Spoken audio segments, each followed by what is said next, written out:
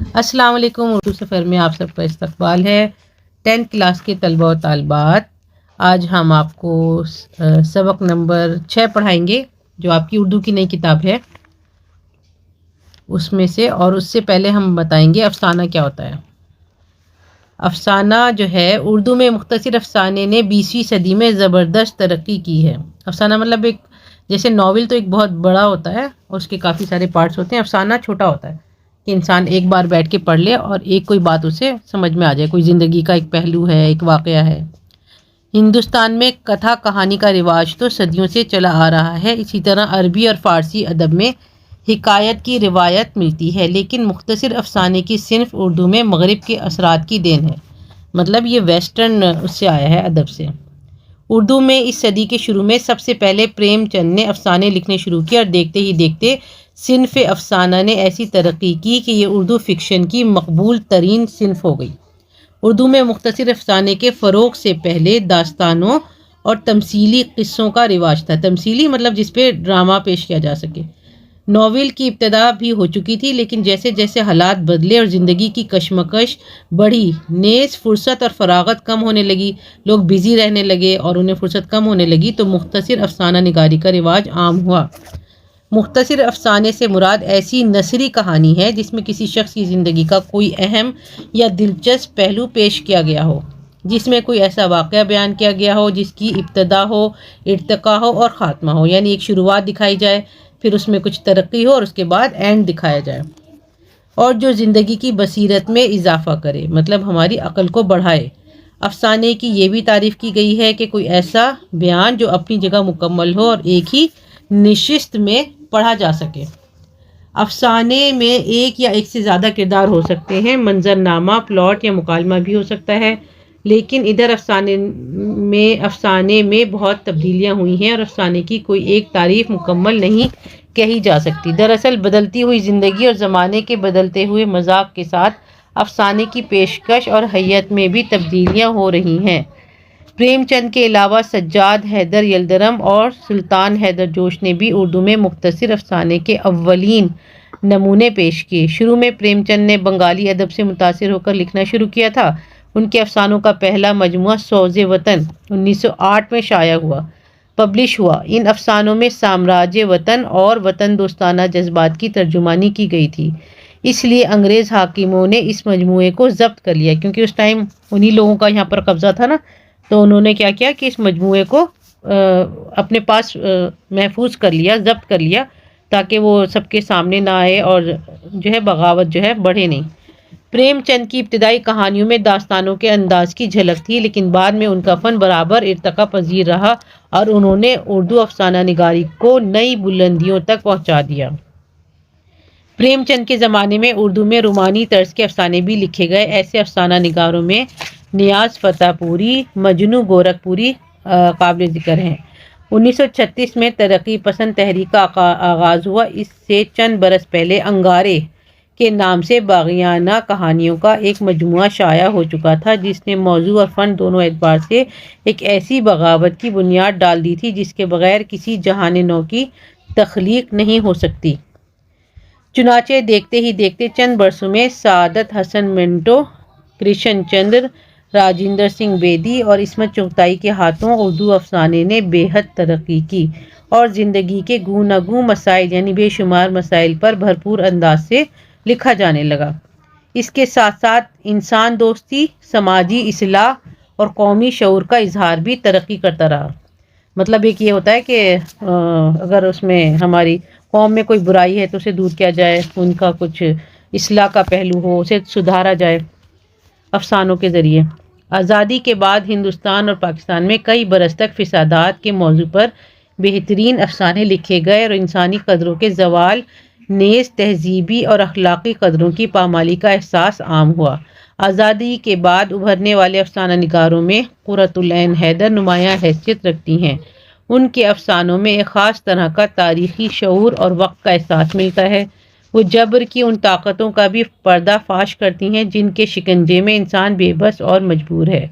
1955 اور 60 کے لگ بھگ اردو میں علامتی افسانے کا آغاز ہوا۔ اس رنگ کے نمائندہ افسانہ نگار انتظار حسین سریندر پرکاش، انور سجاد اور خالدہ حسین ہیں۔ حقیقت نگاری کی روایت کو آگے بڑھانے والوں میں حیات اللہ انصاری، سہیل عظیم آبادی، خواجہ احمد عباس، غلام عباس، احمد ندیم قاسمی، صالحہ عابد حسین، شوکت صدیقی، غیاث احمد گدی، کلام حیدری، اشفاق احمد اور رام لال خاص طور پر قابل ذکر ہیں۔ بدلتے ہوئے حالات اور زندگی کی بڑھتی ہوئی پیچیدگی کے ساتھ ساتھ افسانہ بھی پیچیدہ ہوتا جا رہا ہے اور نئی نسل کے افسانہ نگار براہ راست طرز بیان کے بجائے رمزیہ طرز بیان کو ترجیح دینے لگے ہیں۔ آگے ہم شروع کرتے ہیں۔ یہ لکھا ہے پریم چند نے، اس کا نام ہے عبرت۔ عبرت کا مطلب ہوتا ہے جیسے کچھ ہمیں سبق ملے کسی چیز سے، سیکھ حاصل ہو۔ پنڈت چندر دھر نے ایک اپر پرائمری مدرسے کی مدرسی تو کر لی تھی، مگر ہمیشہ پچھتایا کرتے کہ ناحق اس جنجال میں آپ پھنسے۔ مطلب یہ کیریکٹر ہیں پنڈت چندر دھر، انہوں نے ایک اسکول میں، اپر پرائمری اسکول میں مدرسی مطلب ٹیچنگ شروع کر دی تھی، مگر ہمیشہ پچھتاتے تھے کہ میں نے فالتو میں اپنے آپ کو اس میں پھنسا لیا۔ اگر کسی اور صیغے میں ہوتے تو اب تک ہاتھ میں 4 پیسے ہوتے، یعنی کسی اور ڈپارٹمنٹ میں اگر کام کرتے تو زیادہ کمائی ہوتی، آرام سے زندگی بسر ہوتی۔ یہاں تو مہینے بھر کے انتظار کے بعد کہیں 15 روپے دیکھنے کو ملتے ہیں، وہ بھی ادھر آئے ادھر غائب۔ نہ کھانے کا سکھ، نہ پہننے کا آرام۔ ان کے پڑوس میں 2 آدمی اور بھی رہتے تھے، ایک ٹھاکر اتیبل سنگھ ہیڈ کانسٹیبل، دوسرے منشی بیجناتھ سیاہ نویس۔ ان دونوں آدمیوں کی تنخواہ منشی جی سے زیادہ نہ تھی، تب بھی ان کی زندگی آرام سے کٹتی تھی۔ شام کو کچہری سے آتے تو اپنے بچوں کے لیے مٹھائیاں لاتے۔ دونوں صاحبوں کے پاس خدمت گار تھے، مطلب نوکر تھے۔ گھر میں کرسیاں، میز، فرش، سبھی سامان موجود تھا۔ سارے محلے میں ان کا رعب غالب تھا۔ انہیں جاتے دیکھ کر بنیے سلام کرتے۔ ان کے لیے بازار میں خاص نرخ تھے، مطلب انہیں خاص قیمت پر سامان مل جاتا تھا۔ آنے سیر کی چیز ٹکے سیر میں لاتے، پہلے مطلب یہ چلتا تھا سیر وغیرہ۔ لکڑی ایندھن مفت مل جاتا تھا۔ شام سویرے ان کے یہاں آدمیوں کا مجمع رہتا۔ پنڈت جی ان کے یہ ٹھاٹ دیکھ کر کڑتے اور اپنی تقدیر کو کوستے۔ مطلب دوسروں کو دیکھ کے انسان کو یہ لگتا ہے نا کہ ہمارے پاس یہ نہیں ہے، ان کے پاس تو یہ ہے، وہ کتنے آرام سے رہ رہے ہیں۔ علم و لیاقت میں وہ لوگ ان کے پاسنگ بھی نہ تھے، مطلب کیونکہ یہ تو ٹیچر تھے نا اور وہ نہیں تھے، تو ان کی قابلیت جو تھی کم تھی۔ انہیں اتنا علم بھی نہ تھا کہ زمین سورج کے گرد گھومتی ہے یا آفتاب زمین کے گرد، تاہم وہ چین کرتے تھے۔ وہ لوگ کبھی کبھی ازراہ ترحم پنڈت جی کے ساتھ ہمسائیگی کے حق ادا کیا کرتے، کبھی سیر آج سیر دودھ بھجوا دیتے، مطلب جیسے پڑوسی ایک دوسرے کو ہدیہ دیتے ہیں، کبھی ترکاریاں، مگر اس کے عوض پنڈت جی کو ٹھاکر صاحب کے 2 اور منشی جی کے 3 لڑکوں کی نگرانی کرنا پڑتی۔ مطلب وہ دودھ کا جو ہدیہ ملتا تھا اس کے بدلے میں انہیں لڑکوں کو سنبھالنا پڑتا تھا۔ ٹھاکر صاحب فرماتے، پنڈت جی یہ لڑکے ہر دم کھیلا کرتے ہیں، ذرا ان کو تنبیہ کرتے رہیے۔ منشی جی کہتے، یہ لونڈے آوارہ ہوئے جاتے ہیں، ذرا ان کی نگرانی کیا کیجیے۔ یہ فرمائشیں ایسے مربیانہ لہجے میں کی جاتی تھیں گویا پنڈت جی ان کے زرخرید غلام ہیں۔ مطلب وہ جب ان سے کہتے تھے نا کہ ذرا ان بچوں کو سنبھالیے، تو ان کا انداز ایسا ہوتا تھا جیسے وہ کوئی غلام ہے اور انہیں ان کا کہنا ماننا پڑتا تھا۔ پنڈت جی دل کو محسوس کر رہ جاتے، مگر انہیں ناراض نہ کر سکتے تھے۔ ان کی بدولت کبھی کبھی دودھ کے درشن تو ہو جاتے تھے۔ محض اتنا ہی نہیں، ان کی بدولت وہ بازار سے خاص نرخ پر جنس لاتے۔ جنس کا مطلب ہے سامان، مطلب ان کی وجہ سے کبھی کبھی ڈسکاؤنٹ مل جاتا تھا۔ اس لیے بیچارے اس تحکم کو زہر کے گھونٹ کی طرح پیتے تھے۔ انہوں نے اس صیغے سے نکلنے کے لیے کوئی بات اٹھا نہ رکھی تھی، درخواستیں دیں، افسروں کی خوشامدیں کی، مگر مراد پوری نہ ہوئی۔ ہاں اتنا تھا کہ اس بددلی کا اثر اپنے منصبی کاموں پر نہ ہونے دیتے، مطلب جیسے وہ دل میں ابرا جانتے تھے لیکن کاموں پر اثر نہیں آنے دیتے تھے۔ تعلیم میں غفلت نہ کرتے، دل لگا کر پڑھاتے، اس سے ان کے افسر خوش ہوتے، سال میں کچھ انعام دیتے تھے اور ترقی کا جب کبھی موقع ملتا ان کا خاص خیال رکھتے۔ لیکن اس صیغے کی ترقی اوسر کی کھیتی ہے، بڑے بھاگ سے ہاتھ لگتی ہے۔ وہاں قصبے کے لوگ ان سے خوش تھے اور مدرسے کے لڑکے تو ان پر جان دیتے تھے۔ کوئی آ کر ان کا پانی بھر دیتا، کوئی ان کی بکری کے لیے پتیاں توڑ لاتا۔ پنڈت جی اسی کو غنیمت سمجھتے تھے۔ مطلب وہ سب ان کی عزت کرتے تھے کہ ہمارے استاد ہیں، ہمارے ٹیچر ہیں، تو چھوٹے موٹے کام کر دیا کرتے تھے۔ ایک بار ساون کے مہینے میں منشی جی اور ٹھاکر صاحب نے اجودھیا کی جاترا کی صلاح لی، یعنی مشورہ کیا۔ دور کا سفر تھا، میں اہل و عیال کے جانا چاہتے تھے۔ دونوں اصحاب نے ایک ایک ہفتے کی رخصت لی، مطلب چھٹی لی، اور پنڈت جی کو ساتھ چلنے پر مجبور کیا۔ یہ کچھ دبدبے میں تھے، لیکن جب ان لوگوں نے سفر خرچ کا ذمہ لیا تب انکار کی گنجائش نہ رہی۔ مطلب انہوں نے کہا کہ ہم آپ کا خرچہ اٹھائیں گے آنے جانے کا، تو وہ مان گئے۔ دبدبے کا مطلب ہے شک میں تھے کہ جائیں یا نہ جائیں، کنفیوز تھے۔ مطلب اجودھیا کی جاترا کا ایسا اچھا موقع پا کر کیوں رکتے؟ بلہور سے 1 بجے رات کو گاڑی چھوٹتی تھی، آسمان پر کالی گھٹا چھائی ہوئی تھی، اسی لیے سرے شام ہی سے اسٹیشن پر آ گئے۔ یہاں آج میلے کے سبب سے بڑی بھیڑ تھی۔ جب گاڑی آئی تو دھکم دھکا شروع ہوئی، کوئی آگے گیا کوئی پیچھے۔ پنڈت جی اور ٹھاکر صاحب آگے نکل گئے، منشی جی پیچھے رہ گئے۔ اس آفت میں کون کس کا راستہ دیکھتا ہے؟ الگ الگ ڈبوں میں جا بیٹھے۔ جس کمرے میں ٹھاکر اور پنڈت جی گھسے اس میں صرف 4 آدمی تھے، ان میں 2 بیٹھے تھے، 2 لیٹے ہوئے تھے۔ ٹھاکر صاحب نے ایک آدمی سے کرخت لہجے میں کہا، اٹھ بیٹھو جی، دیکھتے نہیں ہو ہم لوگ کھڑے ہیں۔ مسافر لیٹے لیٹے بولا، کیوں اٹھ بیٹھیں جی، کچھ تمہارے بیٹھنے کا کیا ٹھیکہ لیا ہے؟ ٹھاکر صاحب، کیا ہم نے کرایہ نہیں دیا ہے؟ مسافر، جسے کرایہ دیا ہو اسی سے جگہ جا کر مانگو۔ ٹھاکر، ذرا ہوش سے باتیں کرو، اس ڈبے میں 10 آدمیوں کے بیٹھنے کا حکم ہے۔ مسافر، یہ تھانہ نہیں ہے، ذرا زبان سنبھال کر بات کیجیے۔ ٹھاکر نے غور سے دیکھ کر پوچھا، تم کون ہو؟ مسافر، ہم وہی ہیں جس پر آپ نے خفیہ فروشی کا الزام لگایا تھا اور جس کے دروازے سے آپ 25 روپے لے کر ٹلے تھے۔ ٹھاکر، آہا، اب پہچانا، مگر میں نے تو رعایت کی تھی، اگر چالان کر دیتا تو سزا یاب ہو جاتے۔ مسافر، میں نے بھی تمہارے ساتھ رعایت کی ہے، اگر دھکیل دیتا تو تم گاڑی سے نیچے چلے جاتے۔ دوسرا لیٹا ہوا مسافر زور سے قہقہا مار کر ہنسا اور بولا، کیوں جناب داروغہ جی، مجھے کیوں نہیں اٹھاتے؟ ٹھاکر صاحب غصے سے لال ہو رہے تھے، مگر اس وقت برے پھنسے تھے۔ حالانکہ وہ مضبوط آدمی تھے، لیکن وہ دونوں بھی قوی ہیکل تھے۔ سختی سے کام نہ نکلتے دیکھ کر ملائمت سے بولے، تم ہی اٹھ جاؤ، صندوق بینچ پر رکھا ہے، اسے نیچے رکھ دو، بس جگہ ہو جائے گی۔ مسافر، اور آپ ہی کیوں نہ نیچے بیٹھ جائیں، اس میں کون سی مشیخت ماری جا رہی ہے؟ یہ تھانہ تھوڑا ہی ہے کہ روب میں فرق آ جائے گا۔ ٹھاکر، کیا تمہیں بھی مجھ سے عداوت ہے؟ میں نے تو تمہاری صورت بھی نہیں دیکھی، مطلب مجھ سے کیا دشمنی ہے؟ مسافر، آپ نے میری صورت نہ دیکھی ہوگی لیکن آپ کے ڈنڈے نے دیکھی ہے۔ اسی میلے میں آپ نے مجھے کئی ڈنڈے رسید کیے تھے، اس وقت آپ کے ساتھ کانسٹیبلوں کی ایک فوج تھی، میں مار کھا کر ضبط کر گیا، لیکن زخم ابھی دل پر تازہ ہے، اس کی دوا کی تلاش میں اسی دن سے کر رہا ہوں۔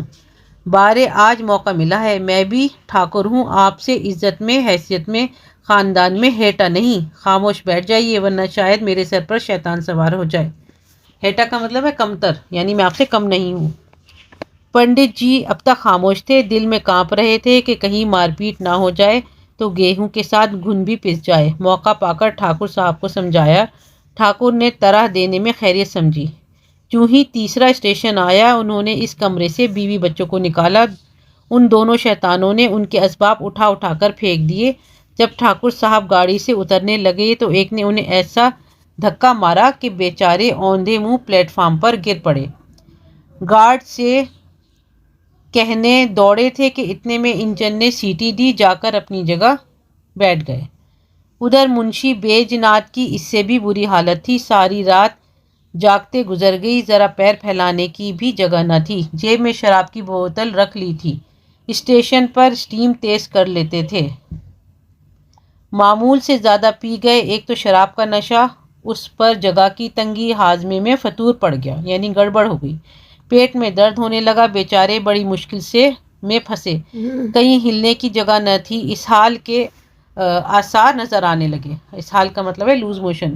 لکھنؤ تک انہوں نے کسی طرح ضبط کیا، کنٹرول کیا، مگر اور آگے چل کر یارائے ضبط نہ رہا، برداشت نہ کر سکے، ایک اسٹیشن پر اتر پڑے، کھڑے نہ ہو سکتے تھے، پلیٹ فارم پر لیٹ گئے۔ بیوی بھی گھبرا کر اتر پڑی، کھینچ کھاچ کر اسباب اتارا یعنی سامان نیچے اتارا، جلدی میں ٹرنک اتارنا بھی بھول گئی۔ ٹرنک ہوتا ہے یعنی صندوق۔ داروغہ جی نے زمین پر لیٹے دیکھا تو سمجھ گئے حضرت زیادتی کر گئے۔ مروت نے اترنے پر مجبور کیا، مطلب یہ کہ چلو دوست ہیں، جا کے دیکھنا چاہیے۔ سب نے یہیں پڑاؤ ڈال دیا۔ دیکھا تو منشی جی کی حالت ابتر تھی، بخار، تشنج، پیٹ میں مروڑ، قے اور دست۔ بڑی تشویش ہوئی۔ اسٹیشن ماسٹر نے سمجھا ہیضہ ہو گیا ہے، حکم دیا مریض کو ابھی باہر لے جاؤ۔ داروغہ جی نے ہر چند منت سماجت کی مگر انہوں نے ایک نہ سنی۔ مجبوراً لوگ منشی جی کو اسٹیشن کے احاطے سے باہر ایک درخت کے نیچے لائے۔ منشیائن رونے لگی، اچھا منشی کی مطلب بیوی، منشیائن رونے لگی۔ اب حکیم صاحب اور ڈاکٹر صاحب کی تلاش ہوئی۔ وہاں ڈسٹرکٹ بورڈ کا ایک شفا خانہ تھا مگر ڈاکٹر کا کام کمپاؤنڈر سے لیا جاتا تھا۔ اسٹیشن کے ملازموں سے معلوم ہوا کہ ڈاکٹر صاحب بھی بلہور ہی کے رہنے والے ہیں۔ لوگوں کو تسکین ہوئی، مطلب تسلی ہوئی۔ داروغہ جی شفا خانے کی طرف دوڑے، کمپاؤنڈر سے ساری کیفیت بیان کی اور کہا کہ آپ ذرا چل کر انہیں دیکھ لیجئے۔ ان کا نام تھا چوکھے لال۔ رکھائی سے بولے صبح کے وقت باہر جانے کا حکم نہیں ہے۔ داروغہ جی تو کیا منشی جی کو یہیں لائیں؟ چوکھے لال آپ کا جی چاہے لائیے۔ ٹھاکر صاحب نے دوڑ دھوپ کر کے ایک ڈولی کا بندوبست کیا۔ پہلے زمانے میں ڈولی چلتی تھی، مطلب کسی کو لانا لے جانا ہو تو ڈولی کا انتظام کرتے رہے۔ منشی جی کو لاد کر شفا خانے لائے۔ جو ہی برآمدے میں قدم رکھا چوکھے لال نے ڈانٹ کر کہا ڈولی نیچے رکھو، ہیضے کے مریض کو اوپر لانے کا حکم نہیں ہے۔ بیجنات بے ہوش تو تھے نہیں، آواز سنی پہچانا، ارے یہ تو چوکھے لال ہیں۔ کیوں بھائی مجھے پہچانتے ہو؟ چوکھے لال جی ہاں خوب پہچانتا ہوں۔ بیجنات پہچان کر بھی اتنی بے مروتی، میری جان نکل رہی ہے، دیکھیے تو مجھے کیا ہو گیا ہے۔ چوکھے لال دیکھ لوں گا، میرا کام ہی کیا ہے، فیس نکالیے۔ داروغہ جی غصے سے بولے شفا خانے میں کیسی فیس جناب من؟ چوکھے لال ویسی ہی جیسی منشی جی نے مجھ سے وصول کی تھی جناب من۔ داروغہ جی آپ کیا فرماتے ہیں، یہ غریب یہاں کیا کرنے آئے؟ چوکھے لال جی آپ نہیں سمجھے، میرا وطن بلہور ہے، وہاں میری تھوڑی سی زمین ہے، اس کا لگان داخل کرنے جب تحصیل میں جاتا ہوں تو منشی جی ڈانٹ کر اپنا حق وصول کر لیتے ہیں۔ تو جناب کبھی ناؤ گاڑی پر کبھی گاڑی ناؤ پر، اس وقت میری باری ہے، میری فیس کے 10 روپے نکالیے ورنہ اپنی راہ لیجیے۔ داروغہ جی نے منشیائن سے روپے مانگے، تب اسے اپنے بکس کی یاد آئی، چھاتی پیٹ لی، روپے اسی میں رکھے تھے، مطلب وہ ٹرنک بھول گئی تھی نا، اس میں سامان جو تھا اس میں اس کے پیسے تھے۔ داروغہ جی بھی واجبی خرچ لے کر چلے تھے، مطلب تھوڑے سے پیسے لے کر چلے تھے۔ کسی طرح 10 روپے نکال کر چوکھے لال کی نظر کیے، انہوں نے دوا دی۔ دن بھر کچھ افاقہ نہ ہوا مگر رات کو کچھ طبیعت سنبھلی یعنی تھوڑی بیٹر ہوئی۔ دوسرے دن پھر دوا کی ضرورت ہوئی، داروغہ نے بہت منت کی لیکن چوکھے لال نے ایک نہ سنی۔ آخر منشیائن کا ایک زیور جو 24 روپے سے کم کا نہ تھا بازار میں بیچا گیا، تب چوکھے لال نے دوا دی۔ شام تک منشی جی چنگے ہو گئے، مطلب صحیح ہو گئے، اچھے ہو گئے۔ اجودھیا میں پہنچ کر یہ لوگ قیام گاہ کی تلاش کرنے لگے۔ پنڈوں کے یہاں مطلق جگہ نہ تھی، ساری بستی میں گھومے کہیں جگہ نہ ملی۔ آخر یہ صلاح ٹھہری کہ کسی درخت کے نیچے ڈیرا جمانا چاہیے، لیکن درختوں کے نیچے بھی جہاں جاتے تھے جاتری لوگ پڑے ملتے تھے۔ مجبور ہو کر کھلے میدان میں ریت پر بسترا وغیرہ لگائے، اس کے سوا اور کوئی تدبیر نہ تھی، لیکن لیٹے بھی نہ پائے تھے کہ بادل گھر آئے، موسلادھار پانی برسنے لگا، بجلی کوننے لگی، گرج سن کر لڑکے چیخنے لگے، عورتوں کا کلیجہ کانپنے لگا۔ کسی جائے پناہ کی تلاش ہوئی، تینوں آدمی ادھر ادھر مجبور نگاہوں سے دیکھتے تھے، تاریکی میں کچھ نہ سوچتا تھا، پچھتا رہے تھے کہ ناحق آئے، نہ جانے کیا ہونے والا ہے۔